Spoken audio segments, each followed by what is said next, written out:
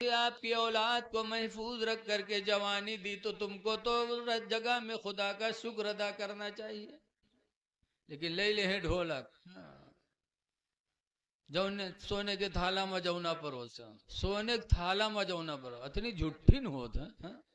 سونے کے تھالا بتاؤ تھالا کتنا بڑا ہوتا. سونے کے کیل حالی نہیں جوہات ہے اور سونے کے تھالا میں جونا بروسط اور جونا کا ہم بڑھائے کے آج تک نہیں جانتے. اے میری ماں بہنوں تمہارا مقام اسلام نے بہت بلند کیا. آج افسوس ہے بزرگوں نے فرمایا ہے اطلبوا العلم من المہدی، ماں کی گود سے علم حاصل کرو. ماں کی گود سے سب سے پہلا مدرسہ ماں کی گود ہے. غوث اعظم نے اپنی ماں کی گود سے قرآن سیکھا تھا. بابا فرید الدین گنج شکر نے اپنی ماں کی گود سے نماز سیکھا تھا. اور آج ہماری ماں بہنیں اللہ رحم کرے، کل کی ماں بہنیں بڑی نیک تھیں. وہ اپنے بچوں کو سینے پہ لٹا کے درود کی تھپکیاں دیتی تھیں کہ سو جاؤ یا مصطفیٰ کہتے کہتے واہ واہ واہ افل آنکھوں صلی علی کہتے کہتے. سبحان کہ اللہ بیٹا سو تو مصطفیٰ کے نام پر، اٹھو تو مصطفیٰ کے نام پر. بے شک واہ واہ اور آج سبحان کی اللہ سبحان اللہ. جہاں لڑکا روے لگی کہاں کلمہ کہاں درود، اٹھائی بستر پٹکی ہیں تو کہ بھدر بھدر پیٹی ہیں. سو جا سو جا کھنت منت دی کوڑی پائیں کوڑی لے کے گنگ بہایو گنگا ماتا بارو دین بارو لے کے بھجوک دیا بھجوام کا لاوا دیس. اللہ جانے کہاں سے یاد کے لیے. اور چھوٹ موٹ کہانی نے ہم تو دیہاتی آدمی سنا کرے تھے بڑے بیروگ سے بڑی دیر تک بکا کرا تھا. سو جا کھنت منت دی کوڑی پائیں کوڑی لے کے گنگ بہایو گنگا ماتا بارو دین بارو لے کے بھجوک دیا بھجوام کا لاوا دے لاوا لے کے کھیر بنائیں سب گھر کھائیں کہانی بلیا کھائے چھو تب پھونک چھوڑت.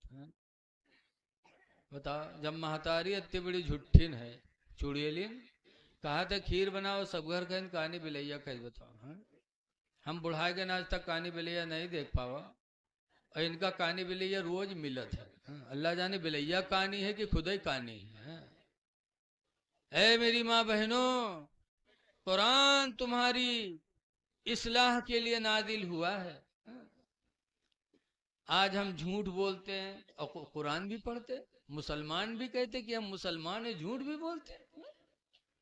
اللہ تعالیٰ قرآن میں فرماتا ہے یا ایھا الذین آمنوا اتقوا اللہ، اے ایمان والو اللہ سے ڈرو، وقولوا قولا سدیدا، اور اچھی بولیاں بولا کرو، درست بولی بولو. اور جب اچھی بولی بولو گے نا تو یصلح لکم اعمالکم، تو اللہ تمہارے عملوں کو اچھا کر دے گا. وَيَغْفِرْ لَكُمْ ذُنُوبَكُمْ، اور اللہ تعالیٰ تمہارے گناہوں کو معاف فرما دے گا. اچھی بولی سے گناہ بھی معاف ہوتے ہیں اور اچھی بولی سے اعمال بھی اچھے ہوتے ہیں اور اچھی بولی سے لوگوں کے دلوں میں محبت بھی پیدا ہوتی ہے. سچ بولو، قرآن ہماری تمہاری ہدایت کے لیے نازل ہوا ہے.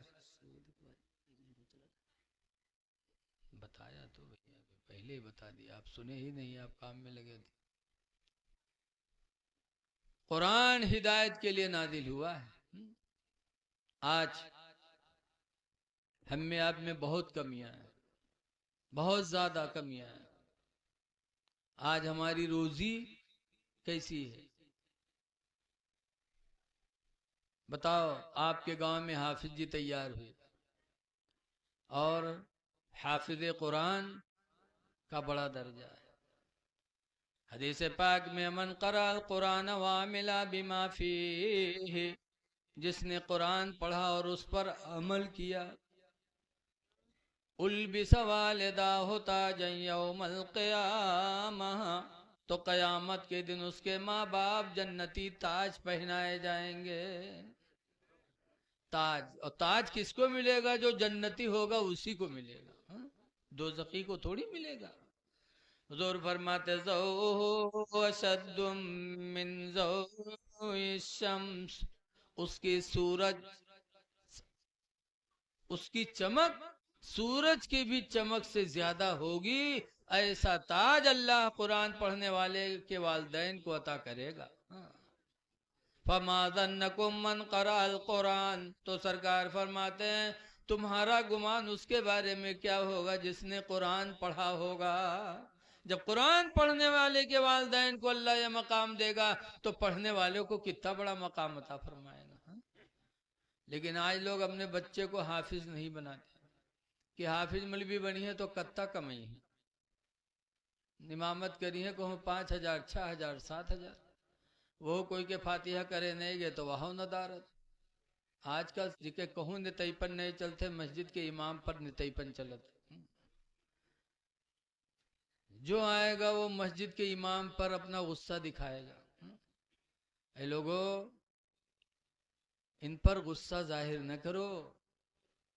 आज हम लोग क्यों जलील हो रहे हैं? इसलिए कि हमने अपने रहनुमा की इज्जत छोड़ी तो हम बेइज्जत हो गए। इज्जत करोगे तो इज्जत पाओगे। आज नमाज भी पढ़ते इमाम के पीछे और इमाम की तौहीन भी करते। इमाम के पीछे नमाज पढ़ते इमाम को जलील कर रहे हो। इमाम की इज्जत करो। कुरान करीम में हदीस पाक में हुजूर फरमाते अल इमाम ज़ामिनुन, इमाम तुम्हारी नमाजों का जिम्मेदार है। वल मुअद्दिनु मुअतमिनुन, और अजान देने वाला तुम्हारी नमाजों का अमीन है। अगर अजान वक्त न हो दई दे और तुम तो जो नहीं होएगा हो जाओ पढ़ लो, तो जब वक्त न हुई तो नमाज हो जाएगी। वक्त का होना शर्त है। इसलिए मुअज्जिन तुम्हारी नमाजों का अमीन है और इमाम तुम्हारी नमाजों का जिम्मेदार है। फिर जो तुम्हारी नमाजों का जिम्मेदार हो उसकी तौहीन करो। मदरसे में मुदर्रिस है तो मुदर्रिस की आप इज्जत नहीं करते।